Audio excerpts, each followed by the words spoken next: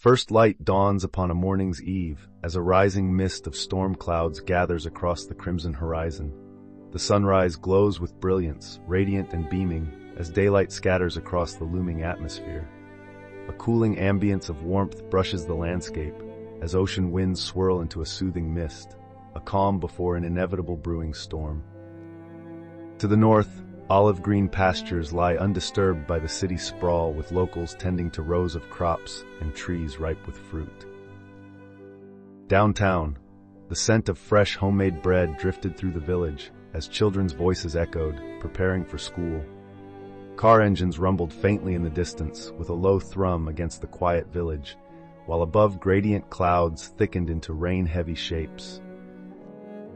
A thunderous boom shatters the calm, with lightning illuminating the sky miles away. Locals glanced up, unfazed and pulling out umbrellas for the coming rain.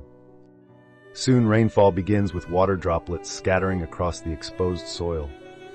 A howling draft of wind swept through the streets, chilling citizens to the bone. They huddled deeper into their coats, the last trace of warmth evaporating from their faces. The sun had vanished, the sky overcast with storm clouds, and the rain poured harder, shifting the air into a frigid shiver. Lightning cracked the sky again and again, each thunderclap like a mortar shell driving the last denizens to shelter with their boots soaked. A few yards away, an ominous vortex of wind of clouds begins to take shape and descend into a spiral, a tornado taking shape, grazing the earth, with its lean, ferocious column aimed like a weapon at the town.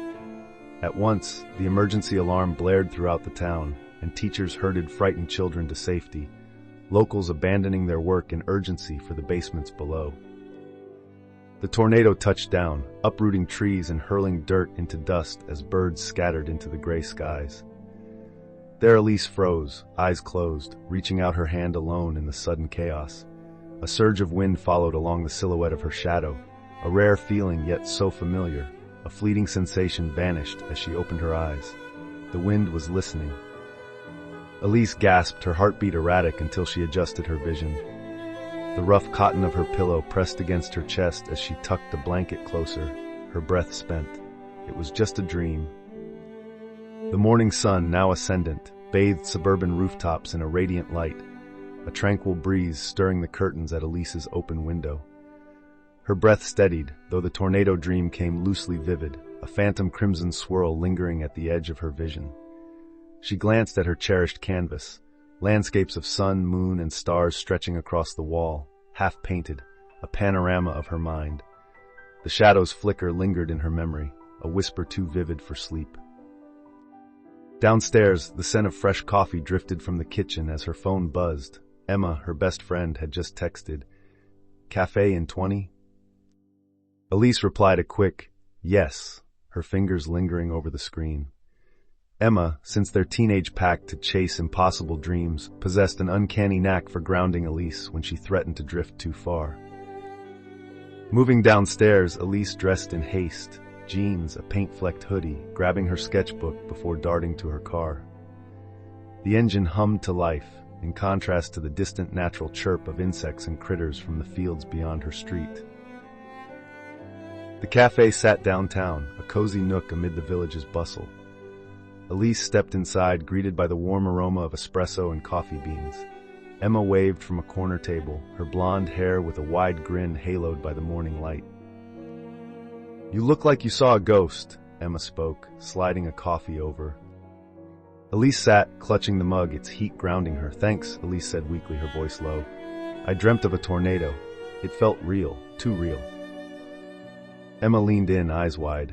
"Like your paintings, those creepy ones you swore moved?" Elise nodded, her gaze drifting to the window. "I pushed it, Emma," but Emma frowns.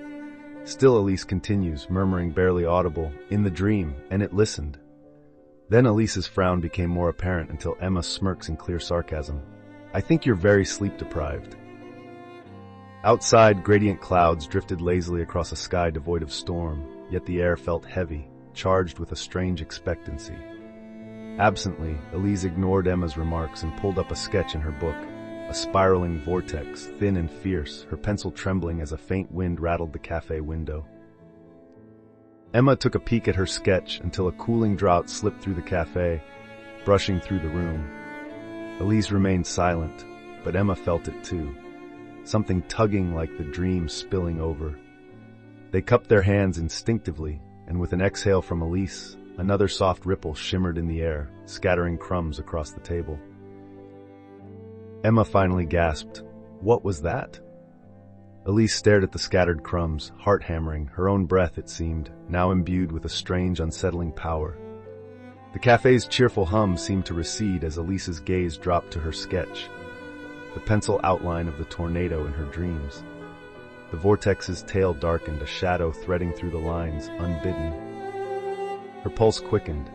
"Siri," she whispered to her phone, "any tornadoes today?" The reply chirped, "No significant risk." But outside, a single bird startled into flight, wings frantic against the pale sky, and a low whine of wind threaded through the air. A faint crimson smear kissed the horizon, the dream's premonition taking hold of the waking world. 3 Lecture Hall. The late morning sun pressed down on Westridge College, its light muted by a thickening haze of clouds. Elise pulled into the parking lot, her car's hum fading as she grabbed her sketchbook and dashed toward the Humanities building. Her coffee with Emma still buzzed in her chest, warmth from their chat, unease from the image of the tornado she'd dreamt. She tugged her paint-streaked hoodie tighter, the brush behind her ear swaying as she slipped into the room 204, just as the philosophy class settled. Professor Hargrove stood at the front, a wiry man with graying hair, his usual scowl deepened into a thunderous expression. Chalk screeched across the board as he wrote the day's topic, ethics and self-knowledge, leaving it unfinished before whirling around, his gaze sharp with barely contained fury. The room hushed, 30 students sinking into their seats.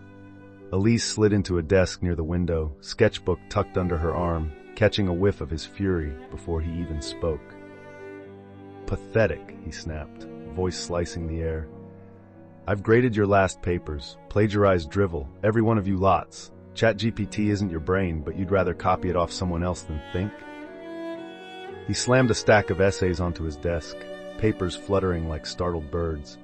"Copy-pasting isn't philosophy, it's laziness. You're here to know yourselves, not to mimic a machine."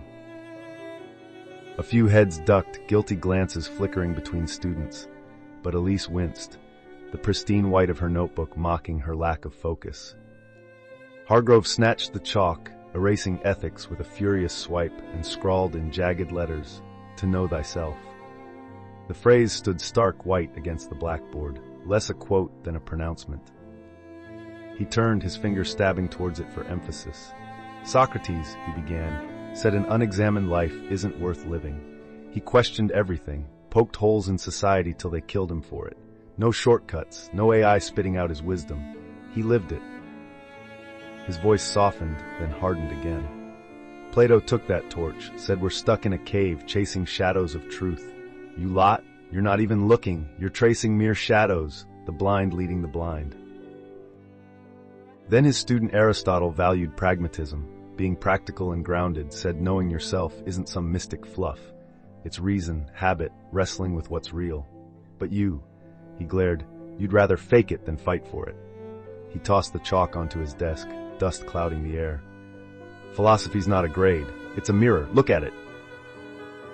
Time passed until the morning bell concluded her class and Professor Hargrove's passionate lecture. Many students left the classroom disoriented, some sober-minded, but Elise hurried across campus, the midday sky pressing down with a strange, oppressive weight. Her next class, psychology, promised something different, Carl Jung and the collective unconscious. She'd always been drawn to Jung's ideas, though she couldn't say why. Maybe it was the way they echoed into her own mind during her restless summer nights.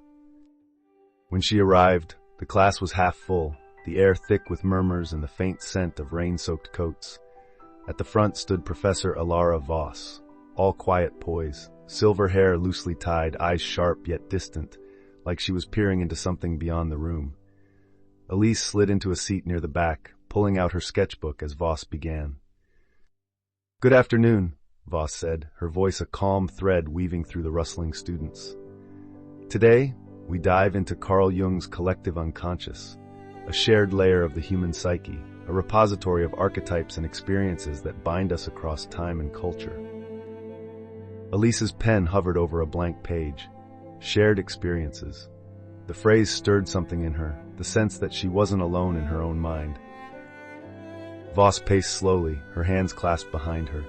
Jung argued that beneath our personal unconscious lies this deeper well.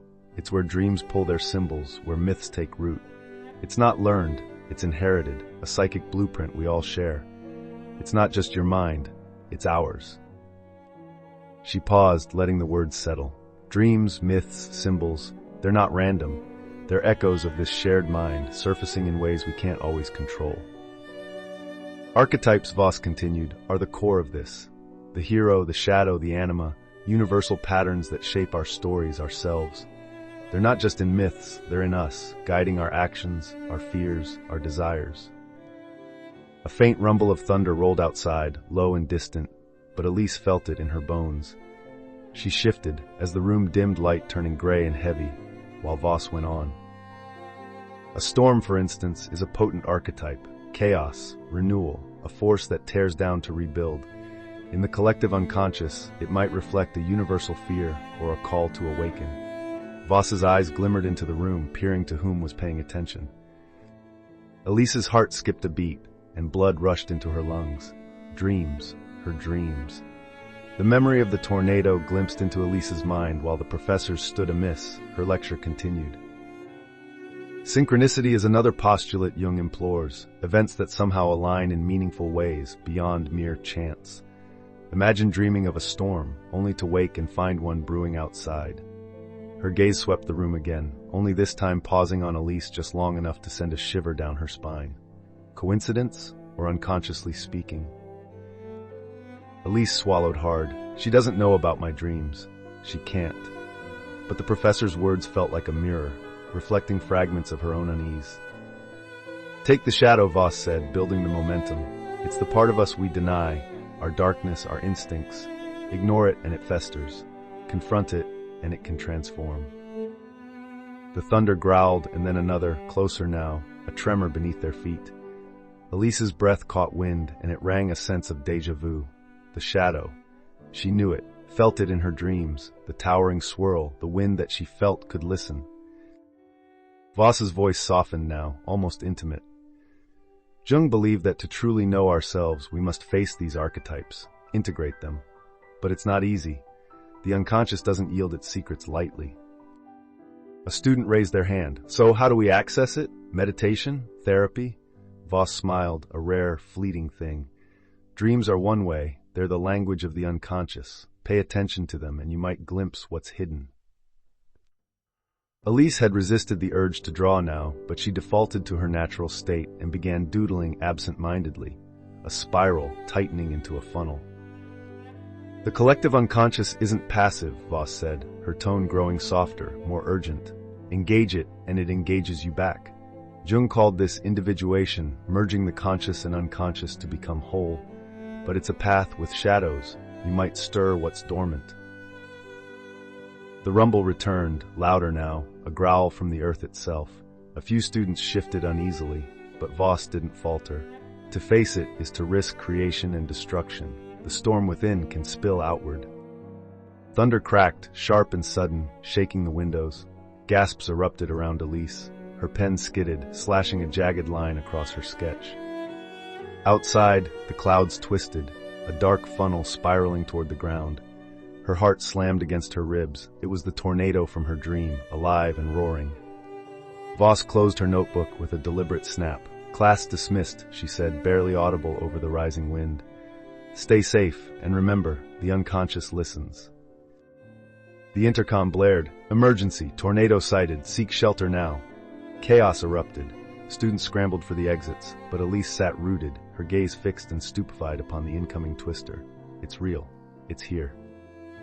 Awestruck, she took a moment to take in the moment. The storm's pulse matched her own, a rhythm she'd felt in her sleep. But something felt different. This felt like a weapon, aimed directly at her. Rohan grabbed her arm, his voice cutting through the panic. Elise, come on, we've got to move.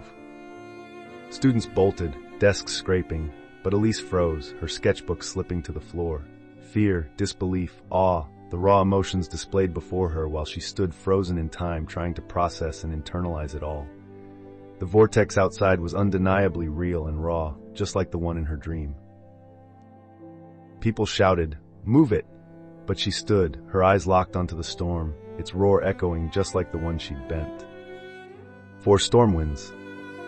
The evacuation siren wailed, a piercing shriek that echoed across Westridge College, bouncing off the stone walls of the Humanities building. The campus exploded into chaos, the tornado looming in the air as students surged for the exits. It was a panicked tide of shouts and frantic footsteps, with books and chairs scraping against the floor. Elise stayed rooted, her sketchbook slipping to the floor with a soft thump. She edged to the window, peering out at a monstrous swirl, dust and clouds spiraling down, a gray-black funnel clawing toward the campus lawn. Her dream's tornado, vivid and crimson in sleep, now loomed real, its roar rattling the glass. Her breath hitched, not with curiosity this time, but dread. Storm winds hammered the windows, a brutal assault, gusts buffeting the building like angry fists. She froze, mesmerized with her eyes open, the déjà vu souring into a trap. She'd pushed it in her dream, bent it, but here, nothing. A voice snapped her haze. "Elise!" Rohan barreled through, ducking a falling chair, his dark curls wild. "Move, now!" He grabbed her arm, tugging hard. "Rohan, I dreamed this," Elise rasped, voice shaking, her feet stuck as the twister loomed closer. "This morning. This happened in my dream." "What?" Rohan's grip tightened, his glare cutting between her and the storm. A sharp crack, the window splintered, glass shards scattering as wind roared in, icy and brutal. "Go!" he barked, yanking her toward the door. She stumbled after him, rain stinging her face, his hand a lifeline as they joined the flood down the hall. The building groaned, lights flickering, but they made it, out the exit into the courtyard, students huddling under overhangs. Then nothing. The tornado's roar dulled, its funnel unraveling midair, dissolving into a gray smear against the sky. The wind died, the rain stopped, leaving damp silence. Murmurs rose, relief, nervous laughs. "False alarm," someone shrugged. Rohan finally exhaled, loosening his hold. That was close. But Elise didn't move. Her hands trembled, her hoodie soaked, her pulse hammering, not from danger, but powerlessness. She'd faced it in her dream, shaped it, won. Here she was nothing, safe, yes, but helpless, a speck under a storm she couldn't touch. Her knees buckled, breath jagged. "I couldn't," she whispered, eyes locked on the fading clouds, terror pooling where calm once stood. Rohan turned, brow creasing. "Hey, you okay?" She shook her head, voice lost, the weight of nothing crushing her more than the storm ever could. "5 trippin'." A damp relief settled over the courtyard at Westridge College, the scent of wet grass and dissipating rain heavy in the air. Students began to emerge from the overhangs, their voices rising in a nervous murmur, punctuated by forced laughs and dismissive shrugs of false alarm as the sky grudgingly cleared to a pale gray. Elise stood apart, her sneakers rooted to the pavement, hoodie clinging cold and soaked to her skin. Her hands shook, breath hitching in shallow gasps, eyes tracing the spot where the tornado had dissolved, a gray smear now, nothing more. Rohan lingered beside her, his dark curls plastered to his forehead, breath still ragged from the sprint. "Elise, you okay?" His voice cut through the background noise. She shook her head, a small, jagged motion, words stuck somewhere deep. The storm hadn't touched her, hadn't touched anyone, but it crushed her still. In her dream she'd stood tall, hands bending the crimson swirl, a force. Here she'd been nothing, a speck, powerless. "I couldn't," she rasped, barely audible, her gaze locked on the empty sky. "I couldn't do anything." Rohan stepped closer, shoving his hands in his pockets, his textbook tucked under one arm. "It didn't hit us," he said, almost gentle. "We're fine, everyone's fine." "That's not it." Her voice cracked, sharper now, eyes flashing to meet his. "I dreamed it, Rohan, that exact storm. I pushed it away, made it listen. But out there," she clenched her fists, "I just stood there, helpless." He blinked, caught off guard, his usual smirk nowhere in sight. "You, what?" The wind tugged at her hair, a faint echo of the storm, and she shivered. not from cold, but the weight of nothing pressing down. "This feels like a dream," she murmured, "but it can't be." Her voice wavered, a question and a dawning certainty tangled together, then steadied as something clicked into place. The memory of her lucid dream surged within her, a sudden jolt of energy, blurring the edges between what was real and what she had only imagined. Rohan snorted, a dry laugh cutting through the tension. "You said you had a dream about this yesterday. Are you some sort of witch?" His sarcasm masked a flicker of unease. Her stillness felt wrong, like a puzzle piece misplaced. Many miles away, a door creeped open up in secret into a dark room carved from stone. Its edges swallowed by shadow, lit only by a ring of flickering candles on a slab table. There were no windows, no sky, just damp air and the faint drip of unseen water echoing in the dark. 5 figures sat in silence, cloaked in black, hoods masking all but the glint of their eyes. A 6th stood at the table's head, taller, sharper, their voice a low rasp slicing the stillness. "We convene," they began, "because the fold has stirred." A murmur rippled through the cloaked figures, assassins, agents of the nightmare, sworn in blood and shadow to a will older than time. The highest among them, the standing figure, known only as the Keeper, carried the tale. A dream born of light and dark, fractured by a mistake, birthing their master in the abyss. The nightmare predated mankind, a sovereign of chaos, and they were its blades tasked to guard its secrets. The Keeper's gaze swept the circle. "Reports, speak." "Midwest, small college, Westridge," a lean figure reported, their voice clipped. "A tornado formed, intensely focused and abrupt, then dissipated mid-descent. No damage, no meteorological explanation. Anomalous." "Weather shifts are not our concern," another snapped, gloved hands flexing. "Storms fade." "This one is different," the first countered, their voice sharp. "Witnesses describe its abrupt cessation, mid-rotation. No wind shear, no pressure drop registered. The data is fragmented, elusive, but undeniable." The scarred one stiffened. "You think it's her, the painter?" A third figure tilted their head, their hood slipping slightly to reveal a jagged scar bisecting their cheek. "An anomaly, yes. We've dealt with countless others. Dreamers stirring, lights flickering in the veil. This is merely another." The Keeper raised a hand, silencing the dissent. "No, this pattern persists, localized, infrequent, yet this incident resonates with a sharper signature. A dreamer, I suspect, was involved. The fold confirms it." "Or another," the Keeper rasped. "The nightmare stirs when its threads pull. We've kept the anomalies hushed, dreams snuffed, minds bent, but this..." They tapped the table, a single echo. "This resists." A 4th, silent till now, leaned in, voice a hiss. "Then we find it, cut it before it grows. The fold demands order." The Keeper's eyes glinted, cold and steady. "Locate, track, report. I shall leave it to your discretion." They straightened, cloak rustling. "Prioritize the mission. The nightmare's will shall bend all." Dismissed. The candlelight flickered and died as the figures rose, shadows stretching long and thin before dissolving.